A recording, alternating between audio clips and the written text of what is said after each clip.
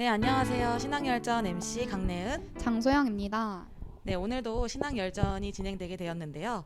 이번엔 어떤 귀한 분이 오셨을까요? 네, 이분들은 생각만 해도 아주 든든하고 늘 그 자리에 계셔줄 것만 같은 장로님과 권사님이신데요. 바로 엄태경 장로님과 고명자 권사님이십니다. 네, 너무 반갑습니다. 네, 그러면 직접 소개를 안 들어볼 수가 없겠는데요. 각자 자기소개 한 번씩 부탁드립니다. 안녕하세요. 송탄장로교회 엄태경 장로입니다. 고명자 권사입니다. 네, 오늘 아주 반갑고 또 든든한 두 분이 오셨는데요. 소개도 들었겠다. 이제 시작을 할 건데 그 전에 우리가 통과 의례가 있죠. 구호를 외칠 건데 제가 신앙 하면 다 같이 열전 외쳐주시면 됩니다. 네, 신앙 열전! 네, 이제 본격적으로 첫 질문을 드릴 건데요. 첫 번째 질문은 신앙을 접하게 된 계기와 믿음이 확고하게 된 소위 주님 만난 그런 스토리가 무척 궁금한데요. 두 분께서 이야기해 주시면 감사하겠습니다. 저는 20대 초반에 주님을 처음 만났는데요. 그 안양에서 제가 그 가구점에 일을 할 때 그 성낙원이라는 분이 계셨어요. 뭐 이름조차도 너무 크리스찬다운 그러한 이름인데 그분이 그 전도를 해서 그 교회는 이제 처음 나가게 됐고요.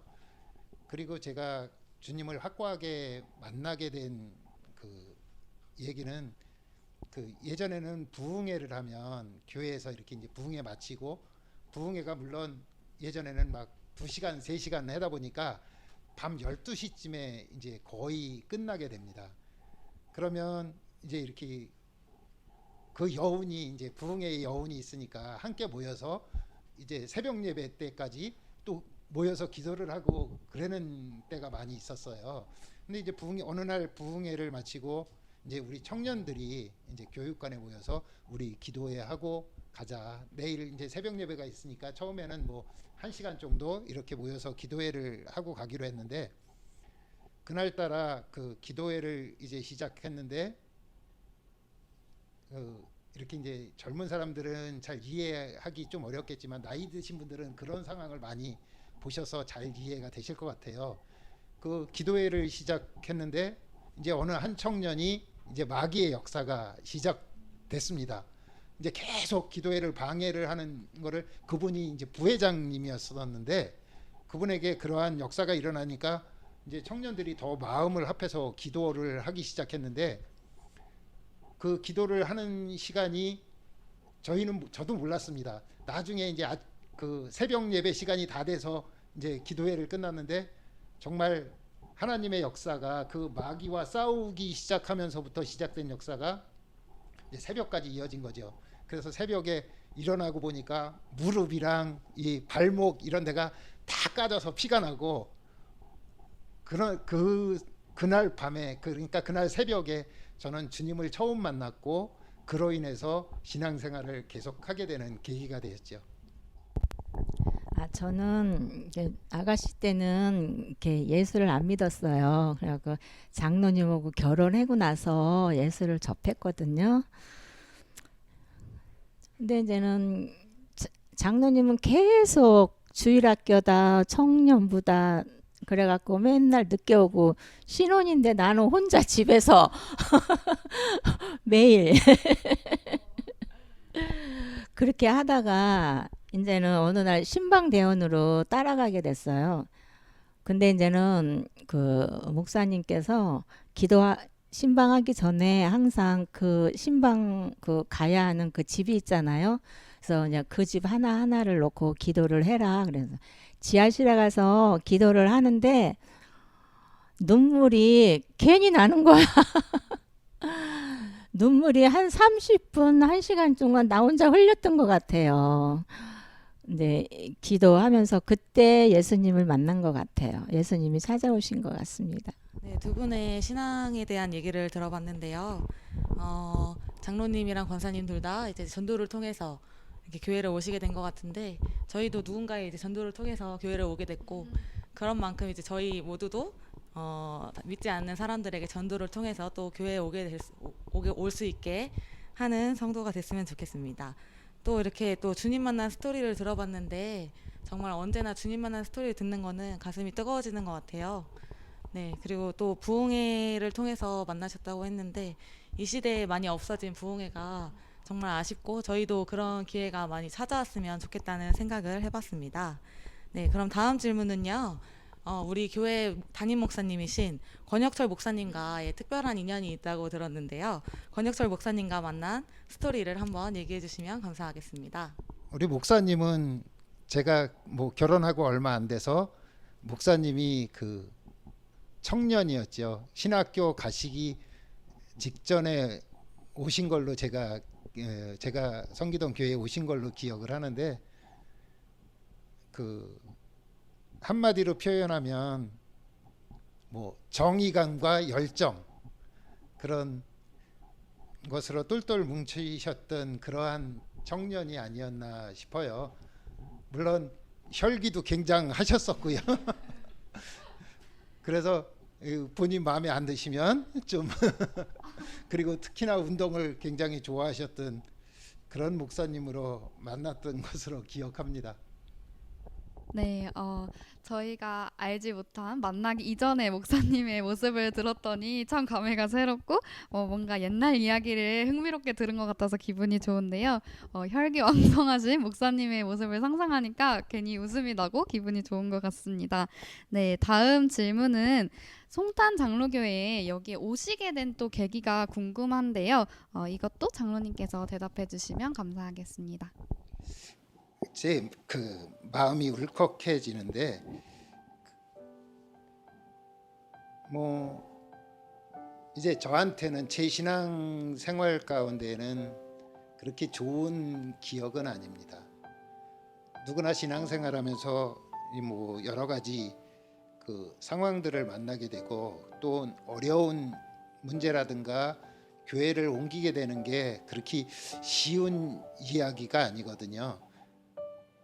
그런데 이제 저는 교회에서 여러 가지 제가 이 시간에 그 말씀을 드리기는 좀 어렵고요. 송탄 장로교회까지 오게 된 그냥 제가 송탄 장로교회를 선택하게 된 계기는 제가 아까 말씀드렸던 목사님을 처음 만났을 때의 그런 모습이었다면 제가 안 왔을 것 같아요. 그냥 열정만 넘치시는 그러한 분이었기 때문에. 그런데 저는 신앙생활하면서 가장 중요하게 생각하는 부분이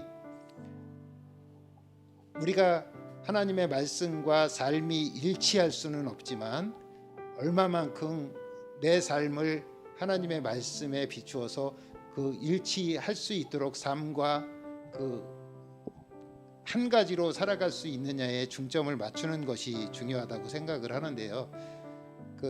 제가 이제 목사님의 소식은 가끔 이렇게 들었습니다. 이명교 장로님이 이제 저랑 같이 신앙생활을 하셨었으니까 이렇게 통해서도 듣고 아니면 목사님 누님 되시는 권혁숙 사모님이 원래는 저에게 먼저 제가 성기동 교회에 먼저 오셔서 전도사님으로 계셨댔거든요.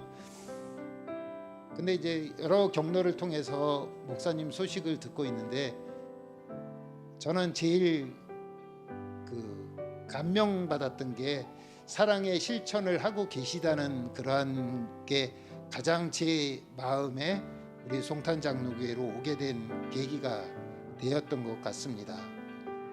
그것은 뭐 이렇게 잘 아시는 자녀를 입양하고 또한 사회에 헌신하고 봉사하는 그런 모습들을 이렇게 뭐 지인들을 통해서 듣게 됐을 때 이러한 목사님이면 제가 그 밑에 가서 신앙생활을 하는 것이 맞을 것 같다. 그런 생각이 들어서 오게 됐습니다. 네, 장로님 말씀처럼 신앙과 삶의 일치는 참 어려운 것 같아요. 근데 우리 목사님의 또 사랑에 실천하는 그런 실질적인 모습을 보시고 또 그런 하나님께서 감동을 주셔가지고 우리 교회에 오시게 된 것 같습니다. 네, 지금 오산에서 우리 교회를 다니시고 계신데 또 특히 새벽 예배를 빠지지 않고 참석하시는 걸로 알고 있어요. 어떻게 오산에서 그렇게 특별히 새벽 예배까지 빠지지 않고 잘 참석하실 수 있는지 그런 결정적인 이유는 무엇인지 한번 들어보겠습니다. 새벽 예배는 뭐 저희가 늘 하던 신앙 생활이었고 삶의 일부였으니까요. 무슨 특별한 그 결정적인 이유가 있다기보다 제 믿음을 지키기 위한 그 삶이다. 그렇게 그냥 말씀드리면 맞을 것 같아요. 특별한 결정적인 이유가 있는 게 아니고 내가 내 신앙을 지키기 위한 삶의 이유, 이렇게 하면 답이 되는지 모르겠습니다. 네, 아주 간단하게 대답하셨지만 아주 명료하고 또 되게 많은 의미가 담겨 있는 말씀이셨던 것 같은데요.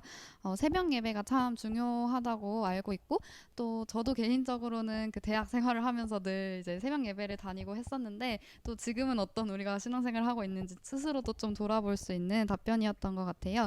방금 이제 말씀하신 것처럼 믿음을 좀 지키기 위한 삶? 이 답변이 굉장히 마음속에 남는 것 같습니다. 네, 다음 질문은 살아오면서 좀 힘든 일도 있으셨을 것 같은데 그런 힘든 일을 어떻게 좀 극복하시는지 두 분께 대답을 듣고 싶어요. 먼저 고명자 권사님께서 말씀해 주세요. 글쎄 뭐 살아오면서 힘들다고 생각해 본 적은 거의 없는 것 같은데요. 그러니까 하나님이 해결해 주실 것을 믿고 그냥 기도하는 수밖에 없겠죠.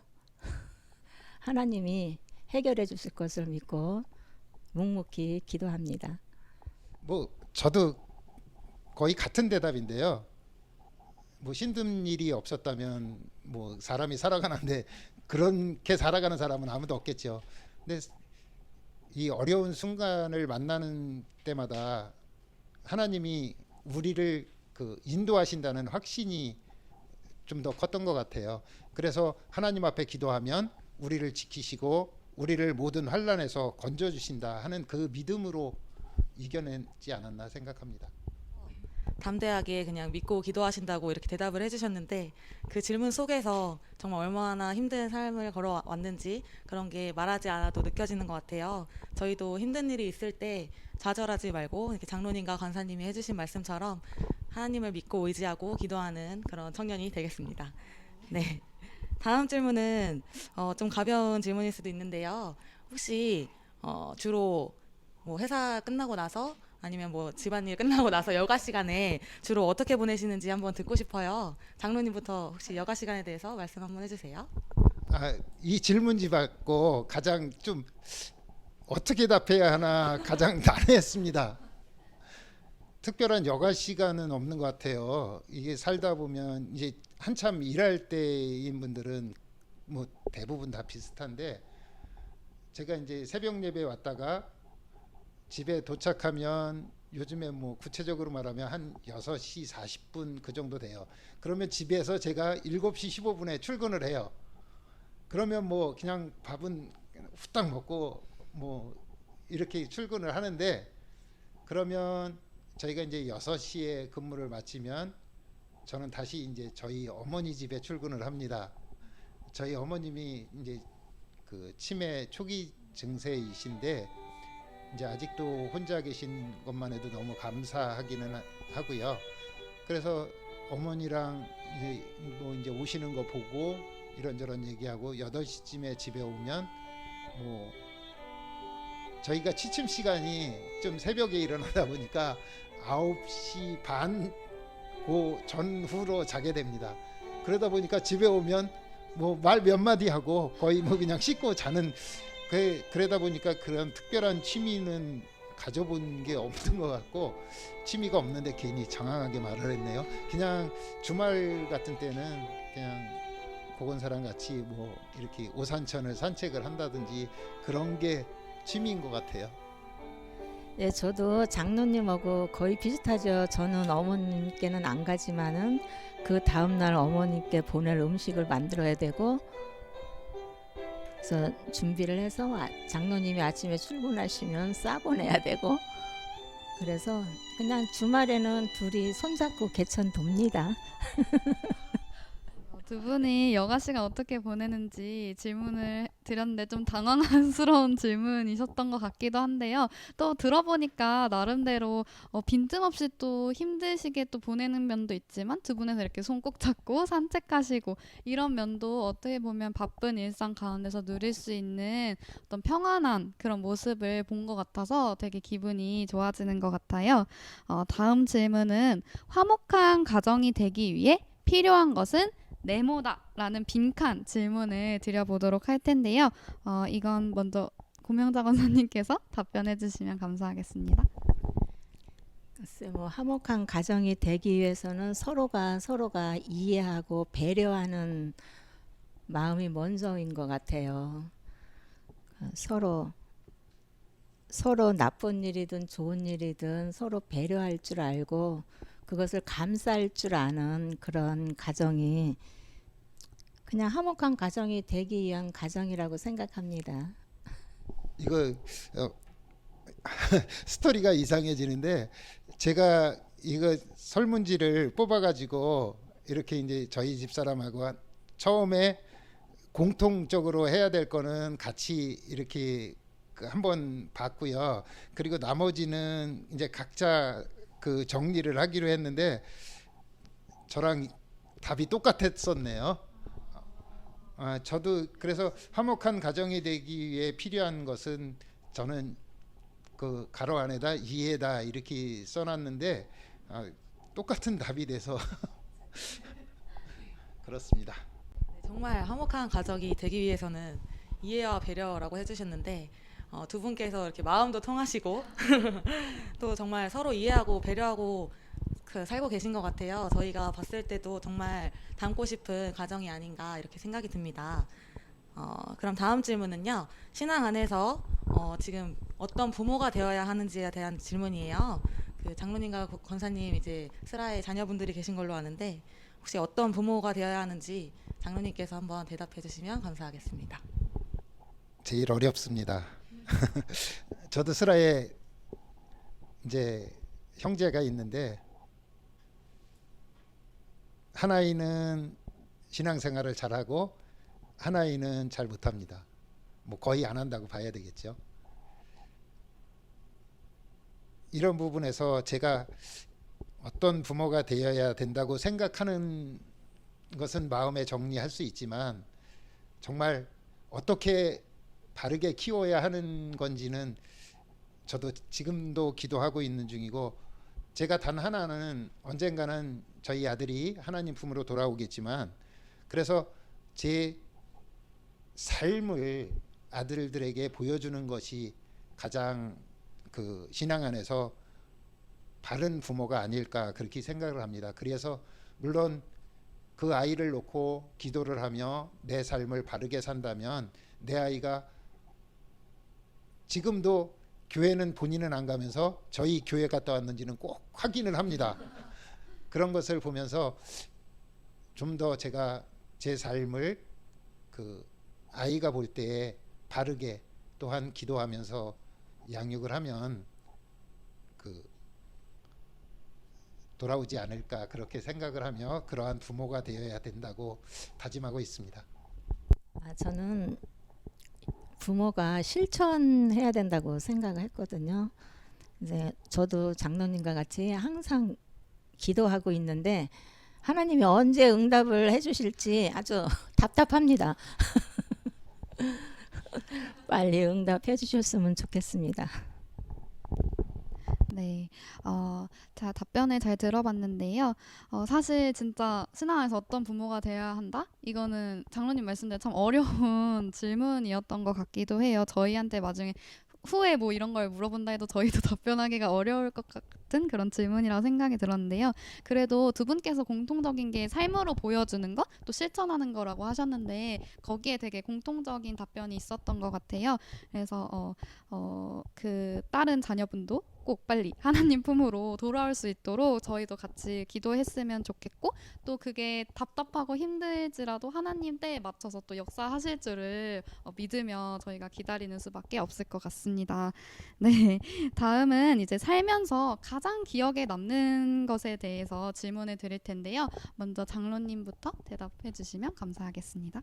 가장 기억에 남는 거는 주님을 만나던 그날 밤이었겠지요. 그리고 제가 이제 측만증, 후만증 이렇게 겹쳐가지고 뭐 사진을 보여드리면 좋겠는데 제가 이제 수술하기 전 사진, 엑스레이 사진하고 수술하고 난 후에 사진이 있는데, 제가 그러니까 척추가 병원 진단에 의하면 한 80도 정도 휘어졌다고 진단을 했는데, 의사 선생님이 몇 명 못 본 그 정도 상태였었거든요.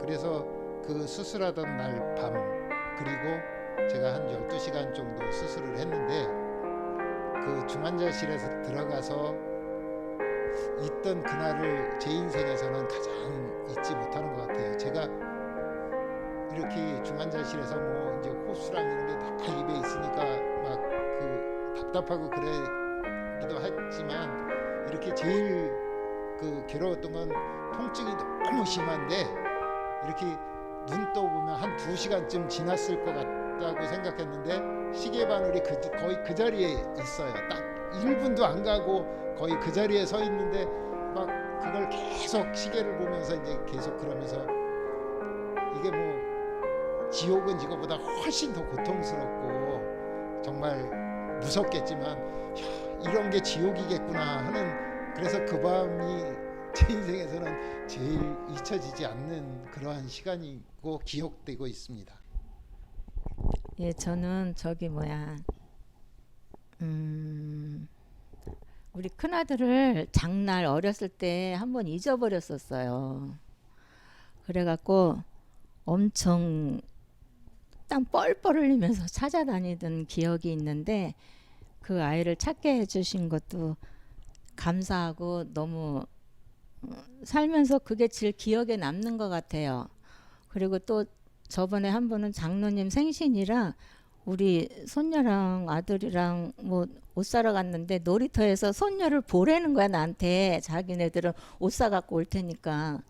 놀이터에서 놀고 있는데 아이들이 하도 많으니까 어느 순간에 없어진 거야, 애가. 그래갖고 또 앞이 캄캄한 적이 한 번 있고, 방송을 통해서 찾았지만 그게 제일 기억에 남는 것 같아요. 네, 살면서 가장 기억에 남는 순간이 정말 그 임팩트 있는 순간, 또 위기의 순간인 것 같은데요. 두 분 다 말씀을 들어보니까 그 위기의 순간 안에서 그 신앙적인 모습을 볼 수 있었던 것 같아요. 또 그 힘든 순간에 지옥은 더 이것보다 힘들 것이다. 또 그 힘든 순간에 다시 그 자녀분들을 찾았을 때 또 감사함을 느끼고, 이런 아주 본받을 만한 그런 모습을 엿본 것 같습니다. 네, 그러면은 다음 질문을 드릴 건데요. 장로님과 권사님이 제일 좋아하는 찬양은 무엇인지 제목을 한번 말씀해 주시고, 그 다음에 다 같이 한번 불러볼 수 있는 시간을 한번 가져보겠습니다. 혹시 어떤 찬양을 가장 좋아하시는지 권사님은? 495장 내 영혼이 은총 입어, 이 찬양을 부르면서 하나님을 만났고 그날 그랬던 것 같아요.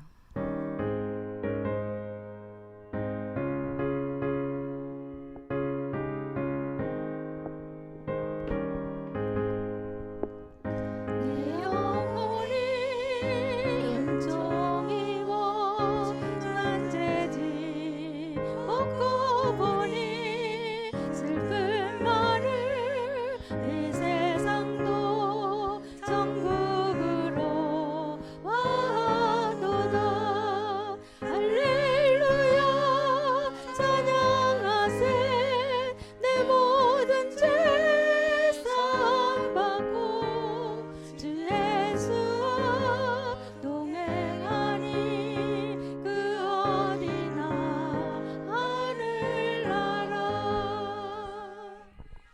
네.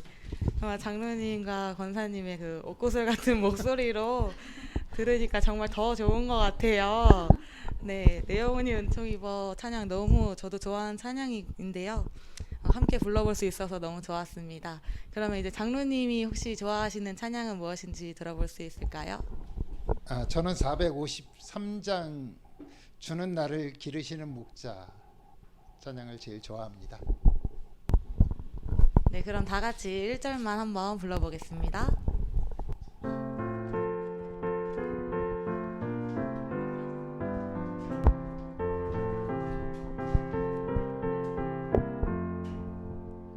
주는 나를 기르시는 목자요 나는 주님의 귀한 어린 양 푸른 풀밭 맑은 시냇물가로 나를 늘 인도하여 주신다 주는 나의 좋은 목자 나는 그의 어린 양 저를 따라 꼴을 먹여주시니 내게 부족함 전혀 없어라.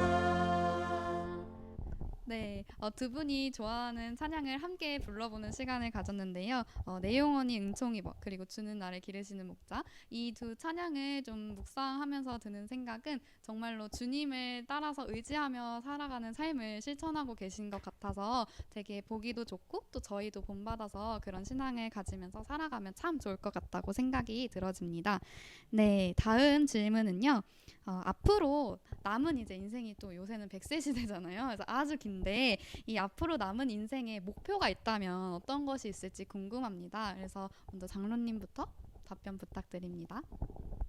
인생의 목표 그러다 보니까 제가 제 인생을 어떻게 마무리를 잘 할 것인가 하는 그런 생각을 가끔 해봤는데요. 뭐 아직은 일을 하고 있다 보니까 이런저런 일들을 많이 참여하지를 못하는데 저는 봉사활동을 좀 많이 하고 싶어요. 제가 은퇴를 하고서 이렇게 제 삶을 이제 노후의 마지막 삶을 사회나 뭐 이런 곳에 대한 봉사의 삶을 좀 살고 싶은 것이 저의 목표입니다. 예, 저는 이제 나이가 60이 넘다 보니까 이제 내 마지막 남은 인생의 목표는 지금도 예수님을 믿고 있지만 목숨 끊어지는 그 순간까지 예수님을 부인하지 않는 거예요. 그래서 어떻게 살아야 끝까지 예수님을 부인하지 않을까 생각은 해봤는데 생각이 잘 나지 않아요. 그래서 그냥 이대로 장로님과 같이 이렇게 예수님 잘 믿고 예배 잘 참석하는 거 그렇습니다. 네, 두 분의 목표를 들어보니까 정말 또 역시나 신앙 안에 있으신 것 같아요. 봉사활동, 장로님의 마지막 목표인 그 봉사활동을 통해서 나중에 이제 은퇴하시고 나서 부부께서 이제 봉사활동 하시는 모습을 보면은 저희도 참 본받고 싶어질 것 같고 정말 지금도 그렇지만 예수님의 향기를 이렇게 뿜어내시는 분들이 아닌가 생각이 듭니다. 네, 그럼 다음 질문인데요. 두 분이 정말 보기 좋은 부부로 정말 인고 부부로 우리 교회에서 잘 알려져 있어요. 혹시 서로 매력 포인트는 뭐라고 생각하시는지 한번 들어보겠습니다. 먼저 장로님부터 한번 들어보겠습니다. 함께 살면서도 잘 어떤 점이 좋은지 잘 생각을 안 해봤었는데 이번 기회에 좀 생각을 해보니까 이쁘게 보인다. 이렇게 이제 우리는 이제 나이대가 있으니까 뭐 이렇게 얼굴이 이뻐 보인다 그런 게 아니고요. 행동이나 마음, 씀씀이 이런 게 이뻐 보입니다.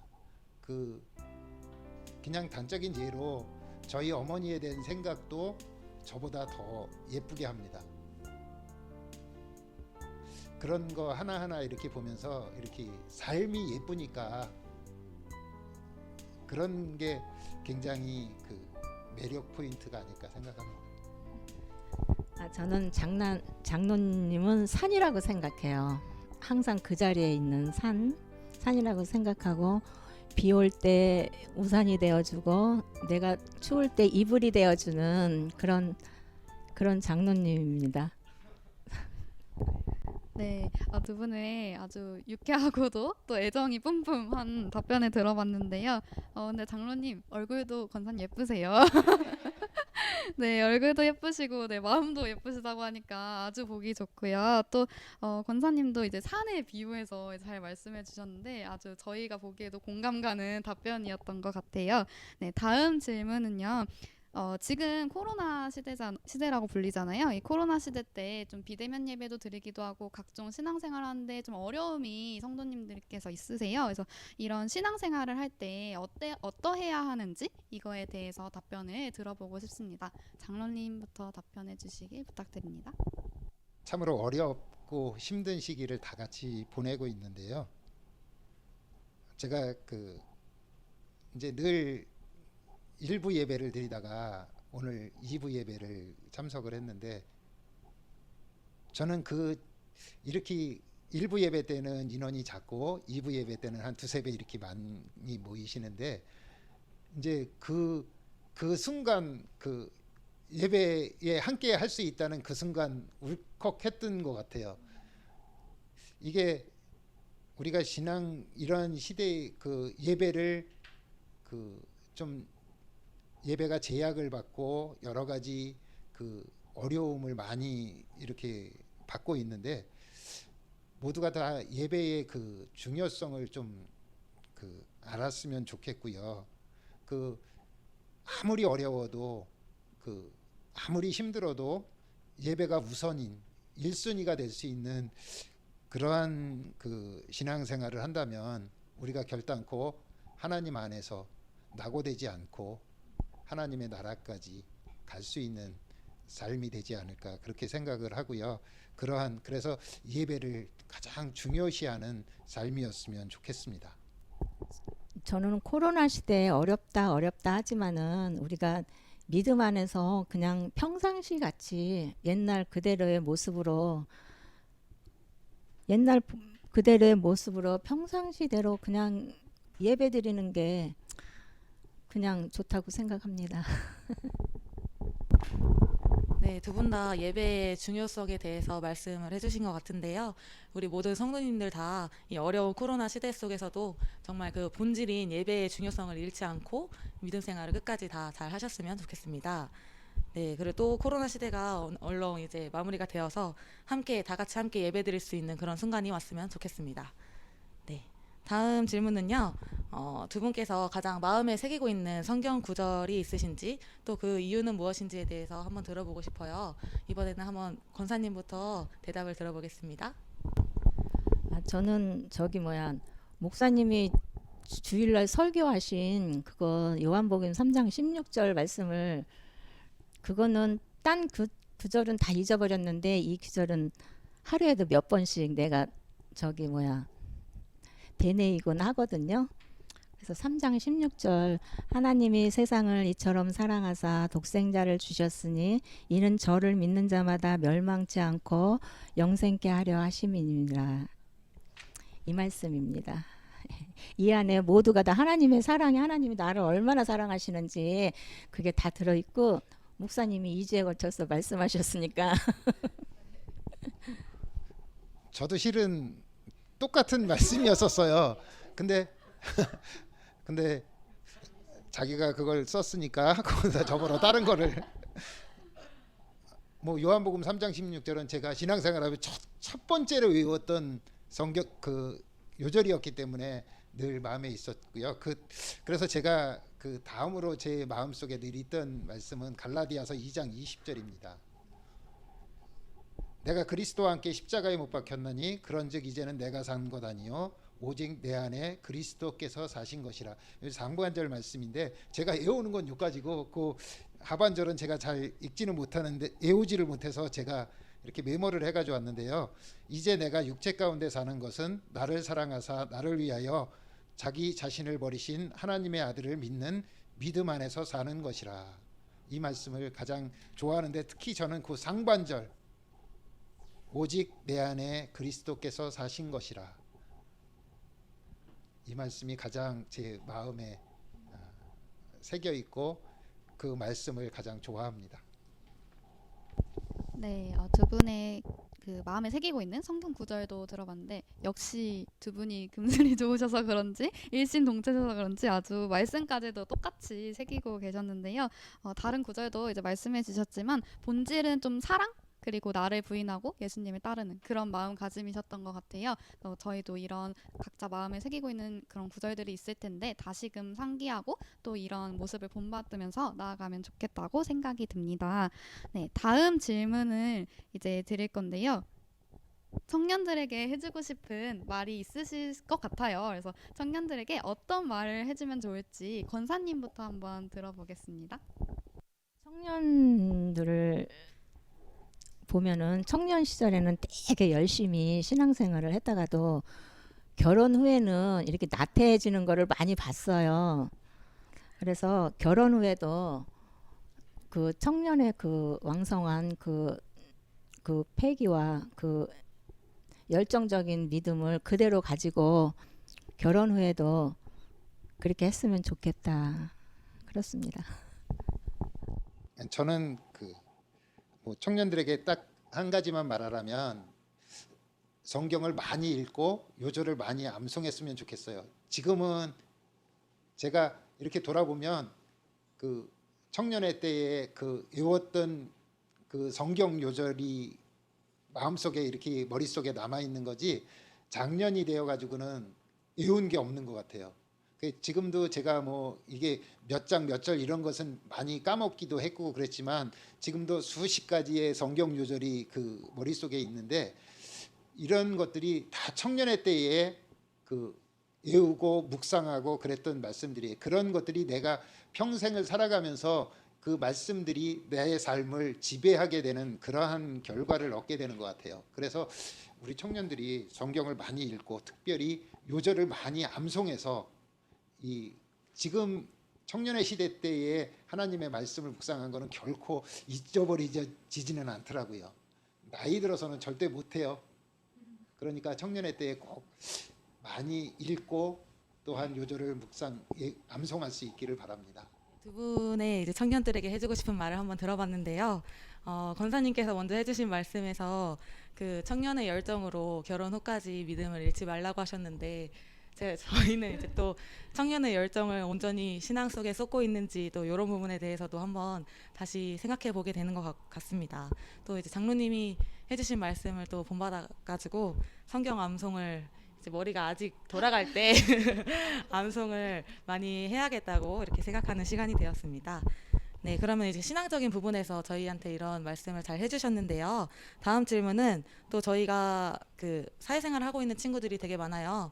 사회생활의 정말 대선배로서 저희에게 이제 잘할 수 있는 꿀팁을 한 가지 소개해 주시면 좋겠어요. 먼저 장로님부터 한번 부탁드립니다. 사회생활 잘할 수 있는 꿀팁. 글쎄요. 저는 이제 사회생활을 하다 보면 이제 이렇게 처음 시작할 때는 지위라든가 형편이라든가 이런 게 다 다르잖아요. 그러다 보면 이제 어느 위치에 있든지 간에 내가 솔선수범하는 것이 가장 중요하다고 생각을 해요. 내가 하지 않고 누군가가 해주길 바라고, 나는 안 하면서 내 대우가 좋아지길 바라고. 요즘은 젊은 사람들 보면 어떻게든지 더럽고 힘들고 어렵고 이런 것은 하기 싫은데 대우는 잘 받고 싶고, 세상에 공짜는 아무것도 없어요. 결국은 내가 심은 만큼, 내 노력한 만큼만 결과를 가져올 수 있기 때문에 사회생활을 잘하기 위해서 내가 어느 곳에든지 인정받는 사람이 되려면 내가 우선 앞장서서 책임을 가지고 솔선수범하는 것이 가장 잘할 수 있는 꿀팁이 아닐까 생각합니다. 저는 끈기라고 생각해요. 끈기. 끝까지 해보는 거. 포기하지 않고 끝까지 해보는 거. 인내심을 가지고 끝까지 해야지. 중간에 포기하면은 또 다른 거는 처음부터 또 시작해야 되잖아요. 그래서 저는 끈기라고 생각합니다.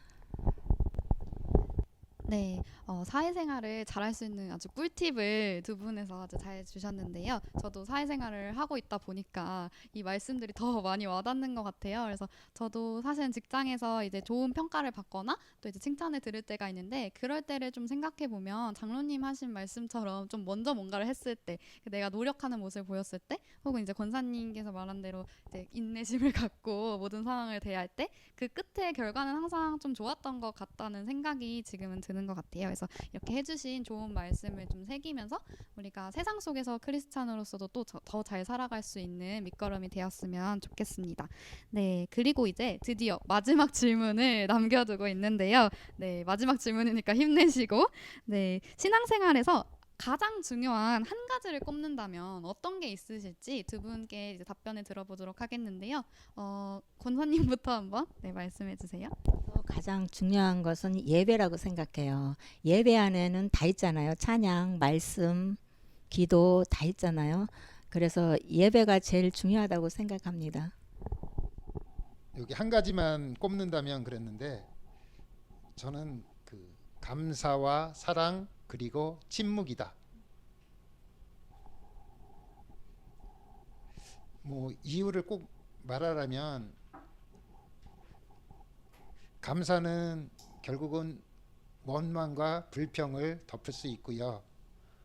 사랑은 뭐 우리가 잘 아는 대로 우리가 모든 것을 베풀 수 있습니다. 그리고 침묵, 내가 하고 싶은 말 다 하고 살면 신앙생활 하는데 결코 도움 안 되죠. 때로는 원망의 말도 불평의 말도 내 입에서 나오고 싶을 때도 있습니다. 저도 많아요. 그렇지만 그것을 다 내놓고 살 수는 없잖아요. 내 입술의 열매가 달콤하지 않고 그 하나님 마음에 합당하지 않다면 침묵할 줄 아는. 그래서 저는 무엇보다도 이 침묵을 가장 중요하게 생각을 합니다. 네, 두 분의 그 신앙생활에서 가장 중요한 그런 포인트들을 한번 들어봤는데요. 정말 예배와 또 감사와 사랑 그리고 침묵 이런 말씀을 들어봤는데 정말 짧은 설교를 한 편 들은 것처럼 정말 이렇게 가슴에 딱 와닿았던 순간이었던 것 같아요. 네, 그러면은 이로써 이제 우리 신앙열전 프로그램 모든 질문을 다 마쳤고요. 정말 마지막으로 오늘 프로그램을 진행하면서 어떠셨는지 한번 소감을 들어보겠습니다. 장로님은 혹시 오늘 어떠셨나요? 걱정도 많이 했고 두렵기도 많이 했고 어떤 얘기를 어떻게 풀어야 되나 또 생각을 했었는데 그냥 제 신앙 첫 시작부터 지금 순간까지를 한번 이렇게 돌아보게 된 계기가 되어서 정말 감사하고 너무 좋았습니다. 예, 저도 장로님 속마음을 알게 된 것 같고 그래서 저도 엄청 걱정했어요. 저기 언변이 너무 부족하다 보니까 단답형이라고 내가 말했잖아요. 그래서 여태까지 한 거 다 단답형으로 한 것 같은데 그래도 너무 좋았습니다. 감사합니다. 네, 소감 나눠주신 두 분 정말 감사드리고요. 저도 정말 그 장로님과 권사님과 오랫동안 지금 교회에서 봐왔지만 이렇게 도란도란 얘기를 나눈 거는 거의 되게 처음인 것 같아요. 그래서 정말 이렇게 심도 있게 두 분과 함께 이런 말씀을 나눌 수 있어서 정말 감사했고요. 그다음에 또 두 분의 그 통하는 케미를 보면서 정말 부럽다고 생각을 했습니다. 또 저도 이제 그 두 분이 걸어가신 길을 이제 본받으면서 정말 그 믿음의 대로로 탄탄하게 이렇게 걸어가는 그런 청년이 되겠다고 다짐하는 시간이 됐습니다. 감사합니다. 네. 장소영 청년은 오늘은 어떠셨나요? 네, 아까 시작 전부터 두 분에서 굉장히 걱정을 하셨는데 역시나 네, 프로답게 잘 해주셨다는 생각이 들고요. 답변에 이제 쭉 여러 가지 질문들의 답변을 들어보면서 느낀 거는 역시 진심이 있으면 좀 통하는 것 같다라는 생각이 들어요. 그래서 두 분에서 진심을 담아서 얘기했던 이런 모든 것들, 뭐 신앙적인 자세, 하나님에 대한 태도, 또 저희들에게 해주는 여러 조언 이런 것들이 좀 진심이 있었기 때문에 마음에 좀 잘 와닿았던 것 같아요. 그래서 보시는 시청자분들도 아마 그런 느낌을 똑같이 받으실 것 같습니다. 그래서 저도 장로님이 말씀하신 것처럼 좀 이 시간을 가지면서 좀 저의 인생도 돌아보게 되는 그런 좋은 시간이었던 것 같습니다. 네, 그러면 이제 마무리를 해주셔야겠죠? 네, 오늘 정말 다들 너무 수고하셨고요. 마지막으로 우리 구호 한번 외치고 신앙 열정 프로그램을 끝내겠습니다. 네, 이쪽을 보시고 외치겠습니다. 신앙 열정!